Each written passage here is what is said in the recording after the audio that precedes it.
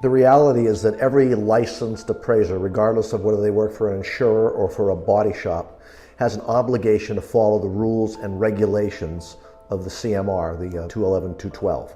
That's the reality.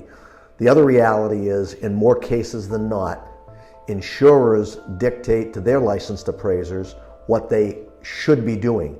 That's wrong. The licensed appraiser's got to protect his license and follow the rules and regulations under which his license was issued. And the ADALB has refused to do that. They don't hold anybody accountable for anything.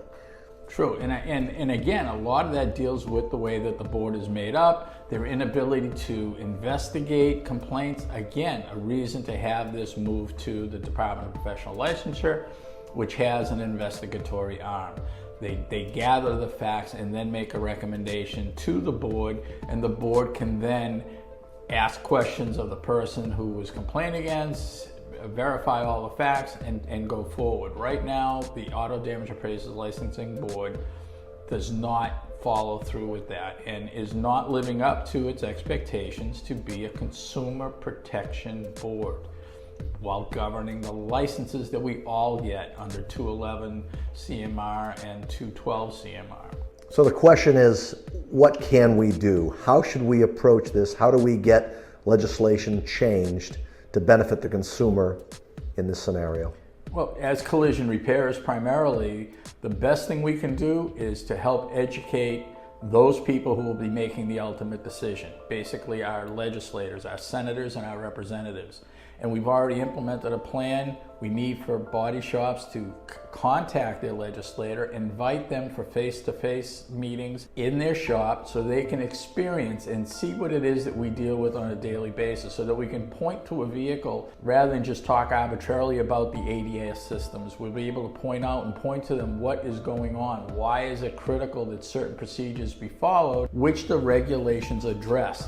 The regulations are very specific. An appraiser must write all the procedures required to restore a vehicle to pre-loss condition, not what their insurance company tells them to do. They have to. That's their obligation, whether they're working for the repair facility or an insurance company. That's their obligation to protect the consumer, to make sure that vehicle, when repaired, is going to operate as it is intended. By you inviting your legislator into the shop, you're creating a rapport with them.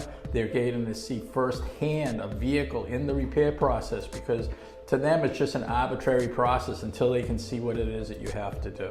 Extend the invitation, get to know your legislator. I think it's important to note that we've already have this in plan, and the senators that have come to our facilities and met with us are very much appreciative, and they've told us time and time again that this is exactly the course of action we should be following. The response to date from senators who have attended meetings at body shops has been overwhelmingly positive, but we have to have more people participate. Right.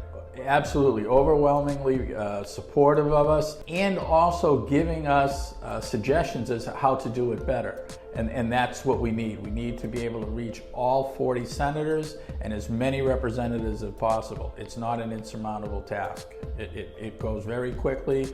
They're very receptive. It's a very casual discussion. There's nothing formal about it. So an important factor of this is the fact that speaking with our senators and representatives and them understanding the issues that we're facing, we've also been able to explain to them the frustration we have felt with the lack of responsiveness from the Division of Insurance. What's highly perplexing is that Governor Baker wants this to be moved to the Division of Professional Licensing. So where is the opposition coming from? Governor Baker knows that this is a consumer protection issue and also protects the state from antitrust issues. So why is there opposition coming from the insurance industry? That's exactly the question that was asked in a letter that was sent to the to Commissioner Anderson on September 1st, asking, is he in opposition to this bill? And if so, could we please initiate a conversation?